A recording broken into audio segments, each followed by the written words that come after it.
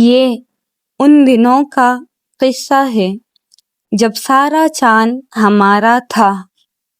رات جب چارپائیوں پر سونے لیٹتے تو چاند کو مٹھی میں بند کر لیتے۔ ٹھنڈی ہوا چہروں سے ٹکراتی تو اس میں ساحلی مہک ہوتی۔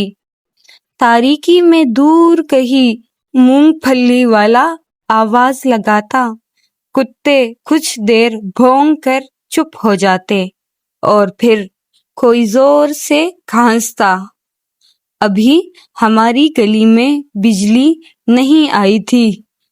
گرمیوں میں چھت ایک نعمت ہوتی۔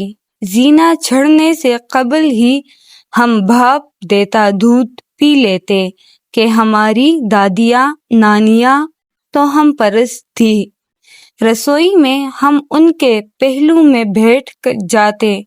چولہے کی سو پر دھری کیتلی میں دودھ ابلا کرتا۔ پیالوں کی تہہ میں بہت سی چینی ہوتی۔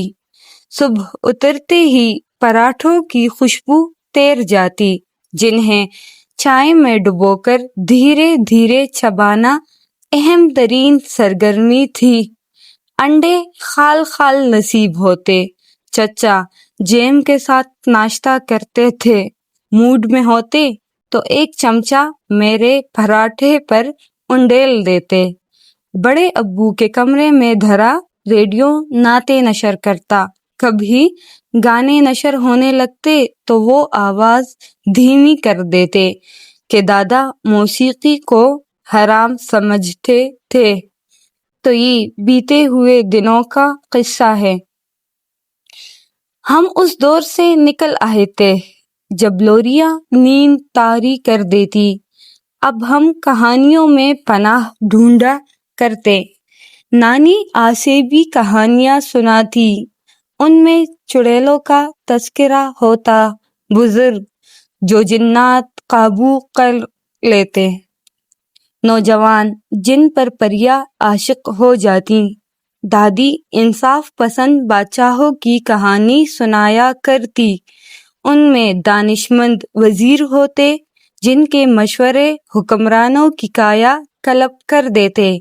کہانیاں جن میں فقیر اور شہزادے ایک دوسرے کی جگہ لے لیتے۔ جن میں شہزادیوں کی پرورش غریب گھرانوں میں ہوتی۔ ہاں ان میں بھی پریاں ہوتی مگر ان کی حیثیت ان پریوں سے مختلف ہوتی جن کی کہانی ہمیں نانی سنایا کرتی تھی۔ دادی کی کہانیاں سنتے سنتے ہم نیند میں اتر جاتے مگر نانی کی کہانیاں ہمیں جگائے رکھتی۔ یہ احساس اجاگر کرتی کہ کمرے کے باہر جو صحن ہے، جس کے کنارے رسوئی ہے، جس کے ساتھ غسل خانہ ہے، وہاں چھائی تاریکی میں کچھ خوابیدہ ہے، اور گھر کے باہر جو درخت ہے جن کی ہلتی شاخوں کی آواز یہاں تک سنی جا سکتی ہے، وہاں کسی کا بسیرا ہے۔ کہانیوں کا فرق قابل فہم ہے کہ نانی نان بائی کی بیٹی تھی، ایک ایسے پس منظر سے جہاں مافوق الفطرت واقعات عین حقیقی تصور کیے جاتے تھے، جبکہ دادی نمبردار کی بڑی لڑکی تھی۔ وہ اپنے قصوں میں قدیم الفاظ جو اب متروک ہو چکے تھے سہولت سے پاندار کھولتے بند کرتے ہوئے چلتے پھرتے برت سکتی تھی۔ جب ہم چھت پر سونے جاتے تو انہی کہانیوں میں گم ہوتے، چاند مٹھی میں بند کر لیتے۔ دور کہیں مونگ پھلی والا آواز لگاتا اور پھر کوئی زور سے کھانستا اور میں ببو کو دیکھ کر مسکرانے لگتا۔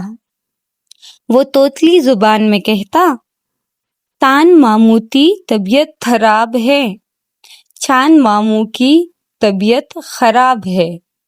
ہم ہنسنے لگتے۔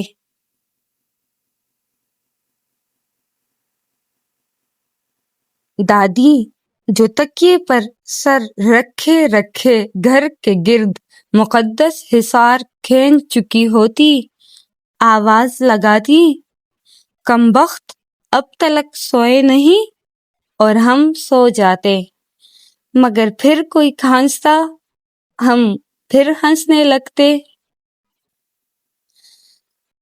چاند ماموں ساتھ والے مکان میں رہتے تھے، ایک بڑا سا خالی پلاٹ جس کے گرد ایک بے ترتیب چار دیواری، ایک جانب چھوٹا سا کمرہ، کمرے کے باہر بیزار سا صحن، اور صحن میں نیم کا توانا درخت جس کی شاخیں ہماری چھت پر سایہ کرتیں۔ جب خسرہ کی وبا پھیلتی تو چچا چھت پر کڑے کڑے نیم کی شاخیں توڑ لیتے۔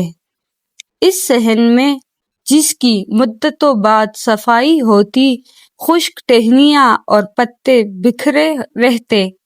کونے میں غسل خانہ تھا جسے ہم اپنی چھت پر کھڑے ہو کر دیکھتے تو اتنا ہی غلیظ لگتا جتنے چاند ماموں تھے۔ ان کے بیوی بچے نہیں تھے، رنگت گہری گندمی، ٹانگ میں لنگ بیساکھی ساتھ رکھتے، اینک کے عدسے موٹے، سر پر گندا سا صافہ بندھا ہوتا، کپڑے بوسیدہ اور میلے، فقط تہوار پر وہ گہرے رنگ کے نسبتاً نئے کپڑوں میں نظر آتے۔ اب یاد کرتا ہوں تو لگتا ہے کہ شاید وہ 60 کے پیٹے میں رہے ہوں، پر اس وقت تو لگتا تھا جیسے وہ ہمیشہ سے ہیں اور ہمیشہ رہیں گے، کہ اس وقت ہم موت نامی واقعے سے ناواقف تھے۔ ان کا اکلوتا رشتہ دار 2 گلیاں چھوڑ کر رہتا تھا۔ لوگ کہتے بٹوارے کے سمے چاند ماموں کڑیل جوان ہوا کرتے تھے، بہت سے ہندوؤں کو مار بھگایا، پھر پولیس میں بھرتی ہو گئے۔ ڈاکوؤں کے ایک گروہ سے صدر کے علاقے میں مڈبھیڑ ہو گئی، اسی میں ٹانگ ضائع ہوئی، دماغ الٹ گیا۔ وہ اچھے زمانے تھے، لوگ چاند ماموں کے گھر 2 وقت کا کھانا بھجوا دیتے۔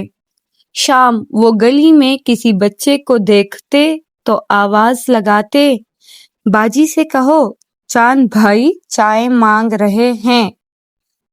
پت جھڑ میں بڑے ابو کے مشورے پر گھر میں کچھ تبدیلیاں کی گئیں تو باہر ایک چبوترا بھی بنایا گیا۔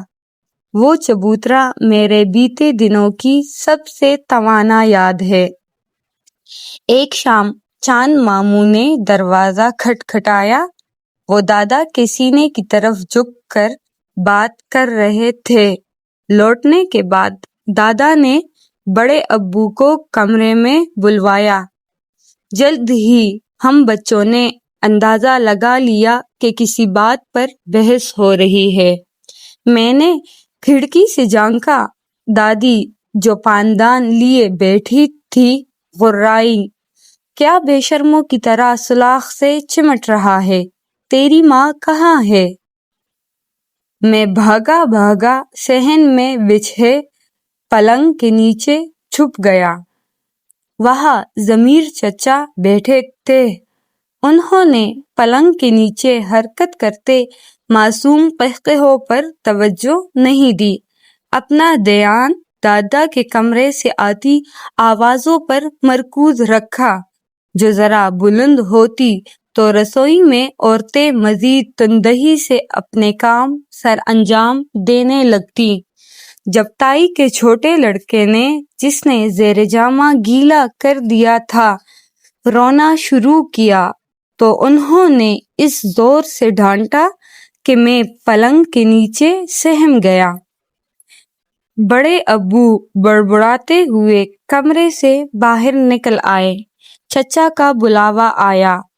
وہ ایک ایسے نوجوان کی مانند جو خوفزدہ ہونے کے باوجود پر اعتماد تھا، کمرے کی سمت بڑھے۔ رات بھر تجسس نے مجھے گھیرے رکھا۔ صبح عقدہ کھلا چبوترے میں کچھ توسیع ہو رہی تھی۔ چچا کھڑے ہدایات جاری کر رہے تھے۔ بڑھوتری چاند ماموں کی دیوار تک چلی گئی۔ ہم سمجھ گئے کہ ان کی مستقل بیٹھک کا امکان پیدا کیا جا رہا ہے کہ جو کرسی وہ بچھا کر گلی میں بیٹھا کرتے تھے وہ عرصہ ہوا ٹوٹ چکی ہے۔ چاند ماموں اپنی کھڑکی میں کھڑے معاملے کا جائزہ لیتے رہے۔ وہ چچا کو اور چچا انہیں بڑی سہولت سے نظر انداز کر رہے تھے۔ بعد میں تائی نے تصدیق کی کہ ضمیر میاں کے مشورے پر چاند ماموں نے دادا سے چبوترے میں توسیع کی درخواست کی تھی۔ دادا جب نماز کو نکلے تو چاند ماموں نے بڑے ادب سے سلام کیا۔ سپہر جب بڑے ابو کالج سے لوٹے تو چاند ماموں کی کھڑکی سے پھر سلام برآمد ہوا۔ بڑے ابو کاندھے پر کوٹ لٹکائے آگے بڑھ گئے۔ ماموں کھسیانی ہنسی ہنسے۔ ضمیر چچا کے چہرے پر سنجیدگی در آئی اور مزدور اوزار رکھ کر سستانے لگے۔ موسم بدلتے رہے اور ان کا بدلاؤ ہمارے شعور پر جو ابھی ابھی بیدار ہوا تھا انمٹ نقوش چھوڑتا رہا۔ دوپہریں گرم ہوتی۔ نیم کا درخت جس کی چھاؤں دھوپ کی شدت کچھ کم کر دیتی گرد سے اٹھ گیا۔ ظہرانے کے بعد آم کھائے جاتے تو نیند ہمکنے لگتی۔ عورتیں چارپائیوں پر چلی جاتیں اور اپنے بچوں کو سلانے کے جتن کرتی۔ میں، میرا چھوٹا بھائی جسے بڑی امی ببو کہتی اور تائی کا بڑا لڑکا جسے بڑی امی بھولو میاں کہتی سونے کی اداکاری کرتے اور اپنی ماؤں کی آنکھ لگتے ہی گرم صحن میں نکل آتے۔ ہم چھپن چھپائی کھیلتے۔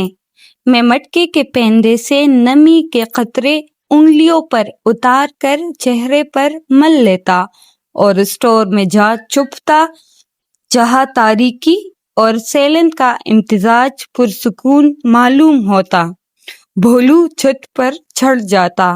ببو ہماری تلاش میں ناکامی کے بعد دھوپیلے صحن میں اس امید پر کھڑا رہتا کہ ہم ترس کھا کر خود کو ظاہر کر دیں۔ جب ایسا نہیں ہوتا وہ رونے لگتا۔ اس کی آواز سب سے پہلے دادی کے کانوں میں پڑتی۔ وہ امی کو کوستی۔ امی جب کمرے سے باہر آتی تو چہرے پر نیند اور خجالت دونوں ہی ہوتے۔ وہ روتے ہوئے ببو کو کمرے میں لے جاتی اور چانٹا رسید کرتی جو اسے فوراً سلا دیتا۔ اور اگر وہ نہیں سوتا اور روتا رہتا تو بڑی امی اپنے کمرے سے نکل کر اسے آغوش میں بھر لیتی۔ وہ ببو کو ساتھ لے جاتی۔ میں اسٹور میں چھپا رہتا اور بھولو چھت پر چھپا ہوتا جہاں سے ظہر کے بعد جنات کا گزر ہوا کرتا تھا۔ کالج گرمیوں کی چھٹیوں کی وجہ سے بند تھے۔ بڑے ابو کا زیادہ وقت گھر میں گزرتا۔ ایک شام وہ ہمارے لیے دودھ والی ٹافیاں لے آئے۔ انہیں منہ میں رکھتے ہی رس بھر جاتا۔ ہر ایک کے حصے میں 5 ٹافیاں آئیں۔ شام کے وقت گلی میں کھیلتے ہوئے جب میں نے جیب سے ٹافی نکال کر کھولی تو چبوترے پر بیٹھے چاند ماموں نے آواز لگائی۔ باجی سے کہنا چاند بھائی کو بھی ایک ٹافی بھجوا دے۔ میں دوڑا گیا۔ الماری میں رکھی ببو کی 3 میں سے ایک ٹافی اٹھائی اور چاند ماموں کے ہاتھ پر رکھ دی۔ ان کی ہتھیلی کھردری تھی۔ ببو کو جلد اپنی ایک ٹافی کی گمشدگی کا علم ہو گیا۔ اس نے آسمان سر پر اٹھا لیا۔ ہمیں سچ بولنے کی نصیحت اس تواتر سے کی گئی تھی کہ وہ ہمارے ذہنوں پر ثبت ہو گئی تھی۔ میں نے چوری کا اعتراف کر لیا کہ اگر ایسا نہ کرتا تو میرے منہ میں کیڑے پڑ جاتے۔ امی نے چانٹا رسید کیا تو بڑے ابو درمیان میں آ گئے۔ بس کر دو دلہن، پھر مجھ سے مخاطب ہوئے۔ اگر اور ٹافی چاہیے تھی تو بڑی امی کو کہہ دیتے۔ میں آنسو پوچھتے ہوئے چلایا، ٹافی میں نے اپنے لیے نہیں، چاند ماموں کے لیے چرائی تھی۔ بڑے ابو کا چہرہ تن گیا۔ دادی جو کھڑکی سے پوری کارروائی دیکھ رہی تھی، سینے پر 2 ہتھڑ مارنے لگی۔ ناس پیٹے نے میرے بچے کو چوری کرنا سکھا دیا۔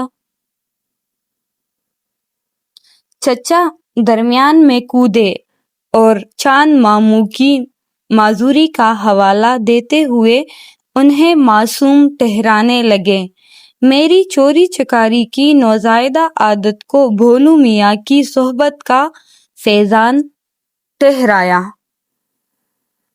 تائی جو سروتے سے چھالیاں کتر رہی تھی، اپنے لختے جگر کا نام سنتے ہی کھڑی ہو گئی۔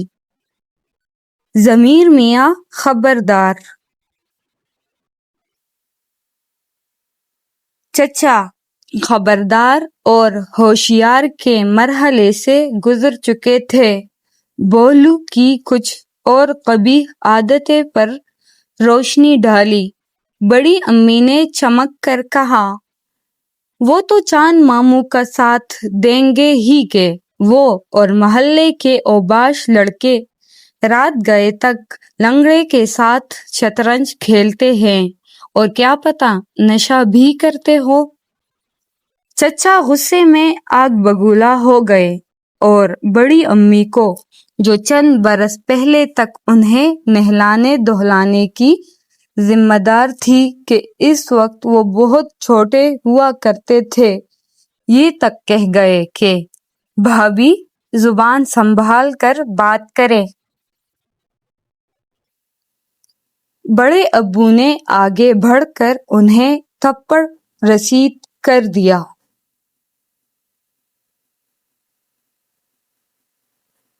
باہ صاحب!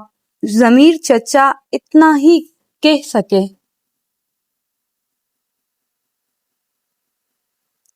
آنگن میں لگے پودے مرجھانے لگے۔ شام گہری ہو گئی۔ بڑے ابو کمرے میں غائب ہو گئے تھے۔ رات کسی نے ساتھ بیٹھ کر کھانا نہیں کھایا۔ چچا جو گھر چھوڑ کر چلے گئے تھے، نہ جانے کس گھڑی لوٹیں۔ آنے والے دن گزرے ہوئے دنوں سے یکسر مختلف تھے۔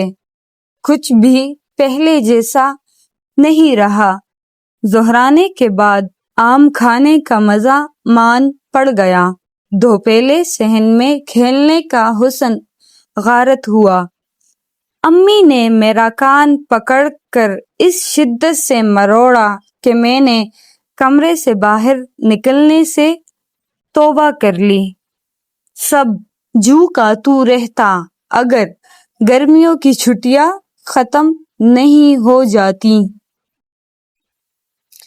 معمول کی زندگی لوٹ آئی۔ بڑے ابو صبح کوٹ پہنے کالج کو نکل جاتے۔ چچا کتابیں اٹھائے اسٹاپ کی سمت دوڑتے۔ بھولو میاں یونیفارم پہنے چائے پیتے ہوئے تصویر بہاتا رہتا۔ میرا بھی اسکول میں داخلہ کروا دیا گیا۔ پورے 1 ماہ تک بڑی امی ہمیں چھوڑنے اور لینے آتی رہی۔ واپسی میں وہ ہمیں دودھ والی ٹافیاں دلاتی۔ ایک ٹافی ببو کے لیے ہوتی جو وہ کبھی میرے حوالے نہیں کرتی، اسے خود دیتی۔ اسکول سے واپسی پر کبھی چاند ماموں نظر نہیں آئے، چبوترا خالی ہوتا۔ اب وہ بیمار رہنے لگے تھے۔ کبھی کبھار سودا سلف لانے والے سستانے کو وہاں چبوترے پر بیٹھ جاتے۔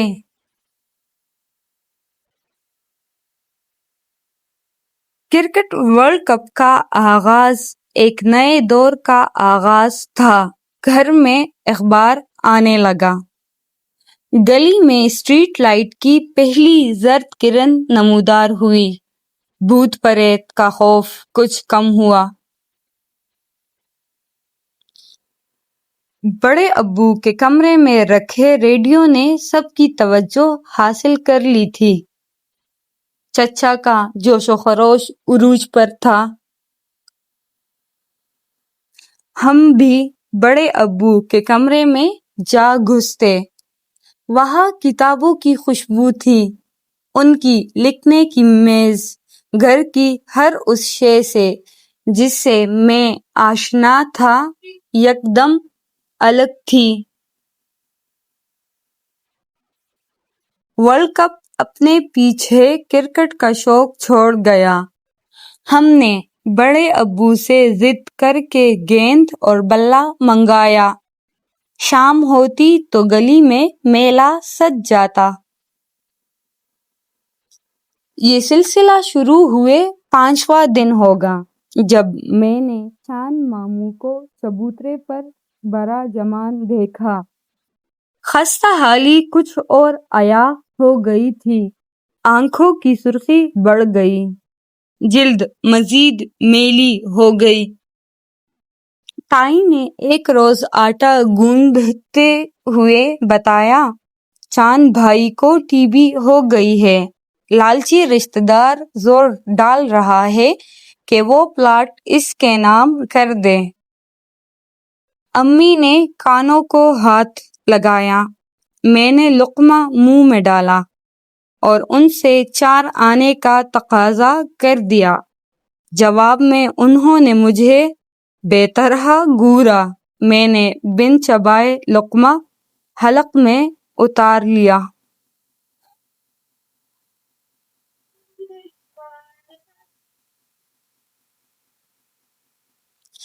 چچا کے رشتے کی بات چل نکلی۔ ہم ان کی منگنی میں خوب ناچے اور بہت سے سکے جمع کیے۔ ہماری متوقع چچی نے جو خوبرو، گوری چٹی اور گھبرائی ہوئی تھی، سب سے زیادہ ببو کو پیار کیا۔ محلے میں مٹھائی بانٹی گئی۔ برفی کی ایک ڈلی میرے ہاتھ چاند ماموں کو بھجوائی گئی۔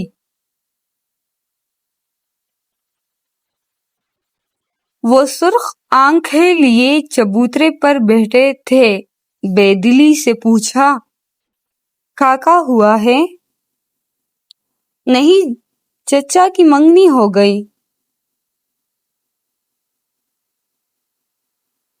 جب میں کچھ دیر بعد گیند اور بلہ لیے گھر سے نکلا، چبوترا خالی تھا۔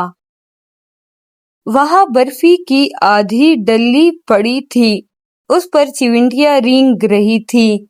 ایک بھکاری نے اسے اٹھا کر جھاڑا اور منہ میں ڈال لیا۔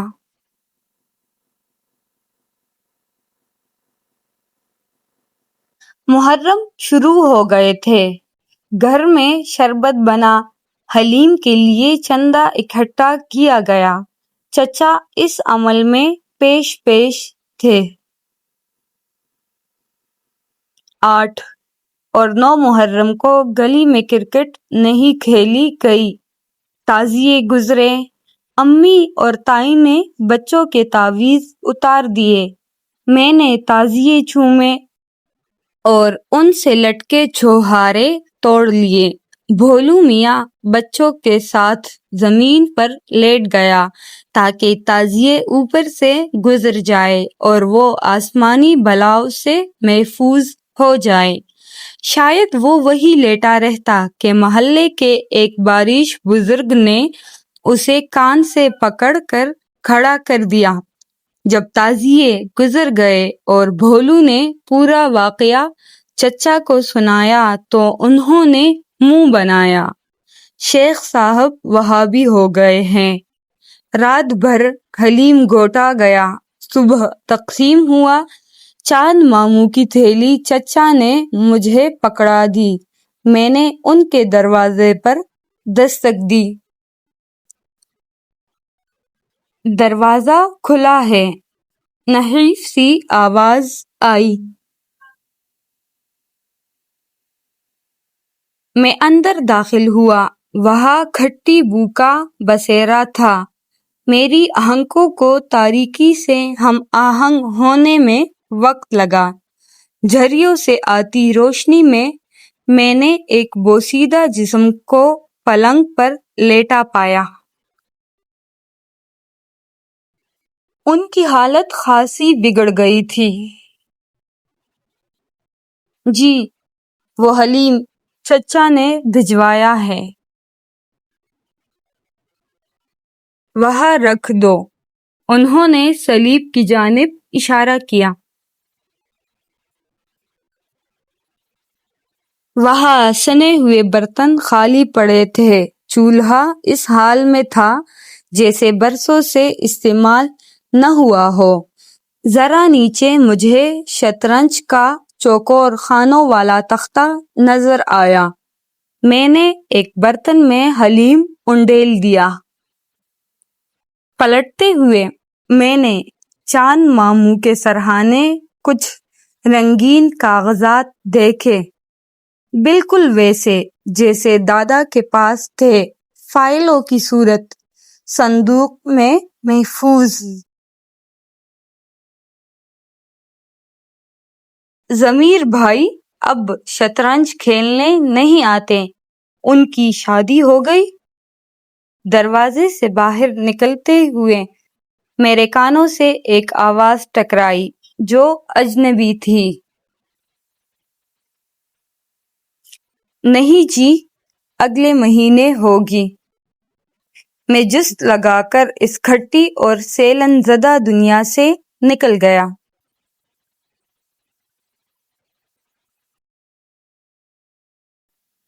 چیزیں بدل رہی تھی۔ وہ اسٹور جو میری پناہ گاہ تھا گھر کا اہم ترین حصہ بن گیا۔ عورتیں دن میں کئی بار وہاں آتی جاتی۔ صندوق کھل گئے۔ ان میں نہ تو کوئی شہزادہ تھا نہ ہی کوئی پری، بلکہ دمکتے برتن اور زرق برق ملبوسات تھے۔ دادا دادی بیٹھک میں اٹھ آئے۔ خالی کمروں کی دیواروں پر رنگ ہوا۔ کھڑکیوں میں سب شیشے لگے۔ سلیب پر جزدان میں لپٹا قرآن پاک رکھا گیا۔ قطار میں اسٹیل کے برتن سجا دیے گئے۔ انہی دنوں ٹیلی فون پر میرے والد سے رابطہ کیا گیا جو ملازمت کے سلسلے میں سعودی عرب میں تھے۔ ایک روز دادا شیخ صاحب کے ہاں سے ٹرنک کال کر کے لوٹے تو دادی کے کان میں کچھ کہا۔ دادی کی آنکھوں میں نمی تیر گئی۔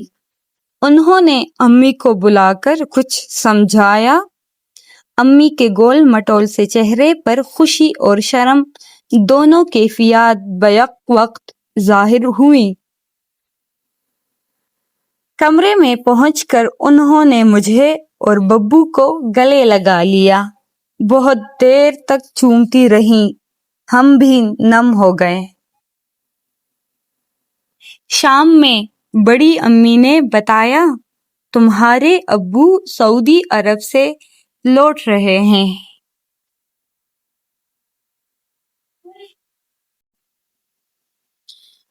خوف اور خوشی دونوں مجھ پر وارد ہوئے۔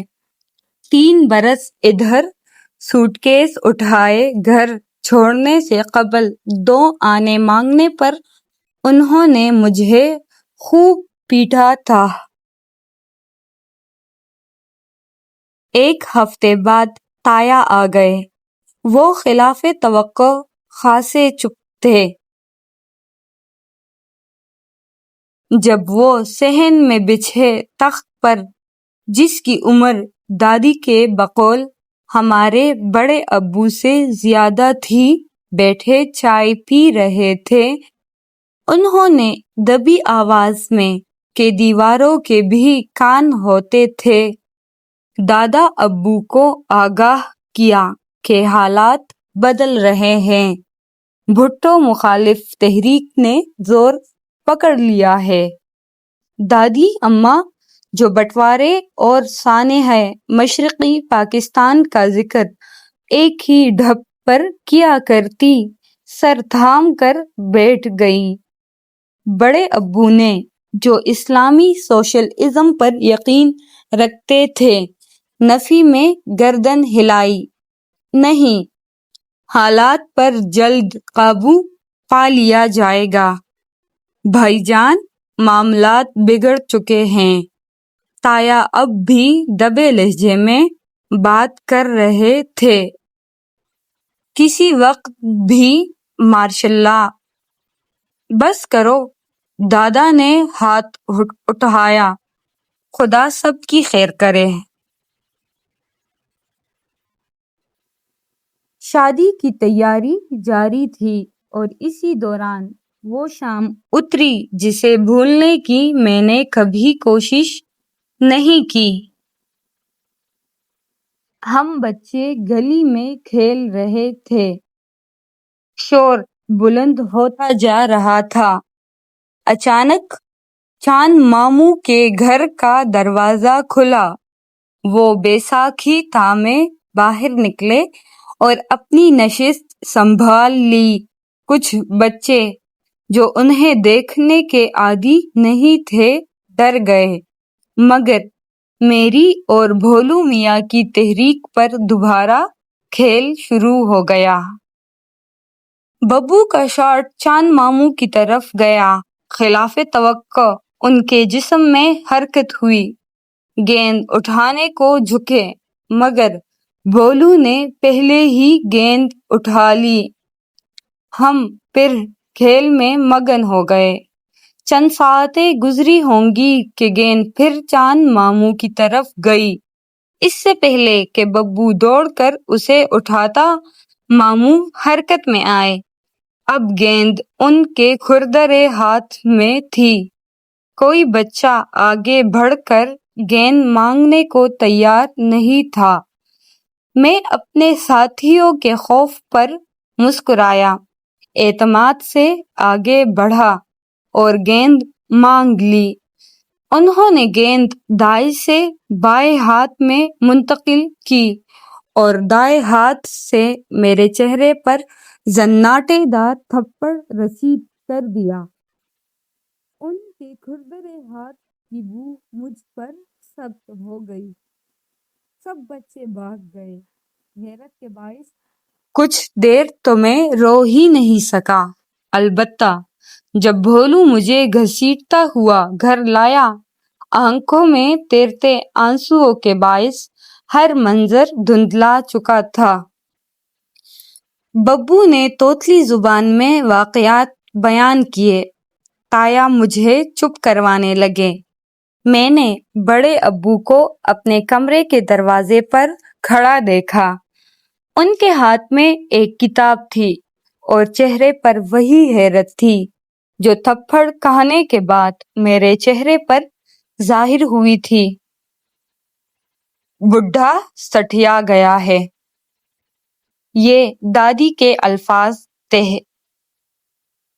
بڑی دلہن، چل میرے ساتھ اس ناز پیٹے کو۔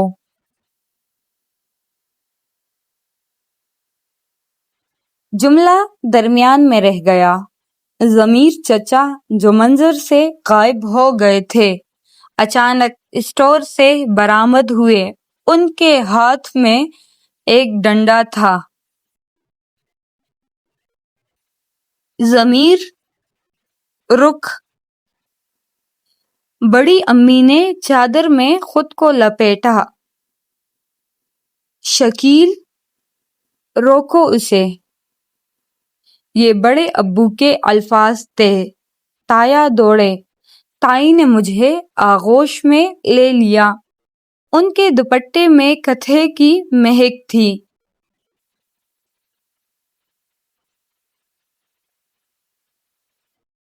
گلی میں شور بلند ہوا اور بڑھتا گیا. امی، تائی اور بولو پیٹک کی سمت لپکے، جس کی کھڑکی گلی میں کھلتی تھی. میں اپنا غم بھول کر ساتھ ہو لیا. وہاں میری آنکھوں نے وہ منظر دیکھا جسے بھولنے کی میں کوشش بھی کروں تو کبھی بھول نہیں پاؤں گا. سورج نیچے ہو گیا تھا. بلب کی کمزور زرد روشنی میں چاند ماموں بیساکھی کے سہارے کھڑے تھے.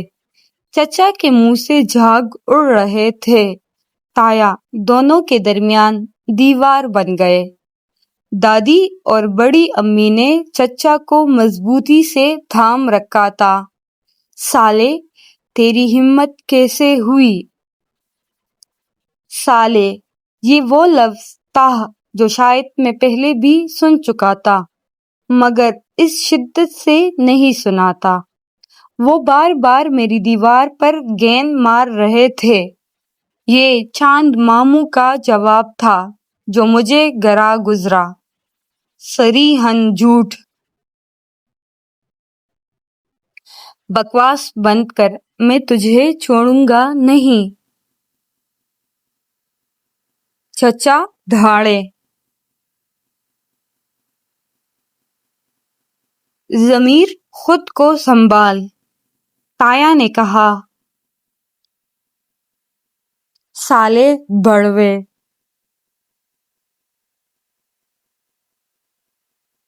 بڑوے، ہاں، یہ وہ لفظ تھا جو میں نے پہلے کبھی نہیں سنا تھا.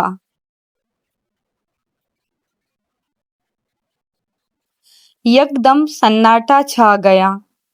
چند محلے داروں نے چاند ماموں کو ان کے گھر میں دھکیل دیا. بڈھا پاگل ہو گیا ہے اماں، ایک نے دادی سے کہا. بچوں سے کہے اس سے دور رہا کرے.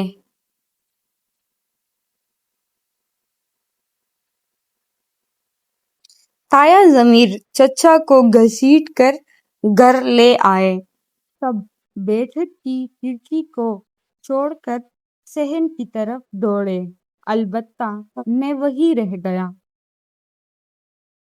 گلی میں بلب کی زرد کمزور روشنی دم توڑ رہی تھی.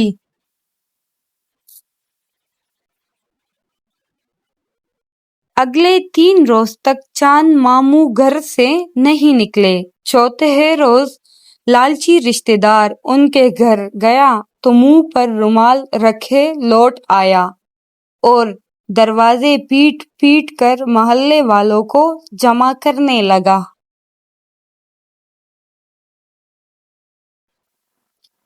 چاند ماموں کا انتقال ہو چکا تھا. یہ پہلا موقع تھا جب مجھے ادراک ہوا کہ لوگ مر بھی جاتے ہیں. سب اکٹھے ہو گئے. کچھ لوگ گیس بتی لیے گھر میں داخل ہوئے. سڑانٹ کم کرنے کے لیے کافور چھڑکا.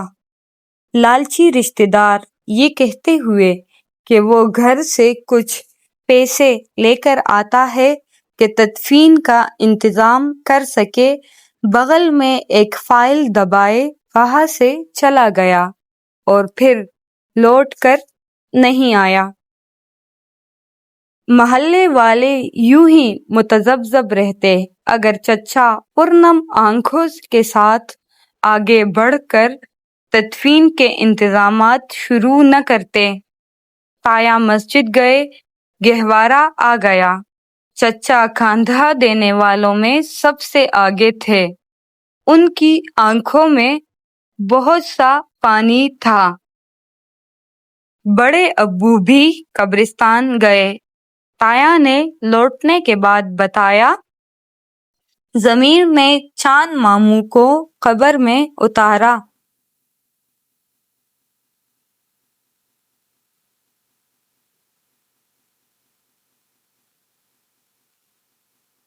ابو کی فلائٹ والے روز شہر میں کرفیو لگ گیا۔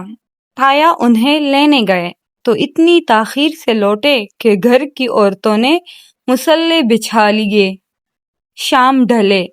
جب ابو گھر میں داخل ہوئے، دادی اماں نے ان کا ماتھا چومنے سے قبل سجدے میں گر کر زمین کو بوسہ دیا۔ ابو نے مجھے گود میں اٹھا لیا۔ وہ ہمارے لیے نت نئی ٹافیاں لائے تھے۔ میں 3 برس پرانی مار بھول گیا۔ اس رات بڑی امی نے ببو اور مجھے اپنے پاس سلایا۔ چچا کی بارات والے روز بھی شہر میں کرفیو لگا تھا۔ نہ تو ڈھول بجا، نہ ہی گیت گائے گئے۔ عورتیں اور بچے گھر ہی میں ٹھہرے۔ مردوں کے ساتھ صرف دادی گئیں۔ ناچنے اور پیسے لوٹنے کا میرا اور بھولو کا منصوبہ غارت ہوا۔ چند گھنٹے بعد جب وہ لوٹے تو ہماری گھبرائی ہوئی خوبصورت چچی سرخ رنگ میں یوں لپٹی تھی کہ گھبراہٹ اور خوبصورتی دونوں چھپ گئے۔